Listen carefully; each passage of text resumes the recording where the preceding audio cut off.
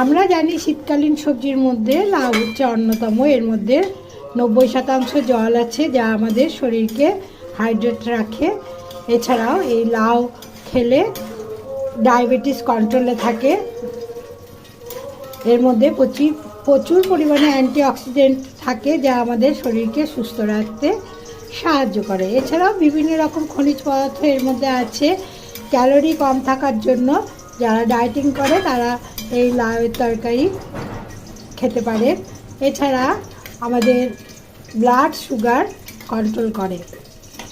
লাউ খাওয়া শরীরের পক্ষে অত্যন্ত ভালো। দেখুন আমার লাউয়ের তরকারি হয়ে গেছে। এর মধ্যে আমি এখন পোস্ত এবং তিল বাটা দিয়ে দিলাম। আজকে রান্নাটি আমি লো ফ্লেমে করেছি। বেশি তাপে লাউ রান্না করলে পুষ্টিগুণ অনেকটাই কমে যায়।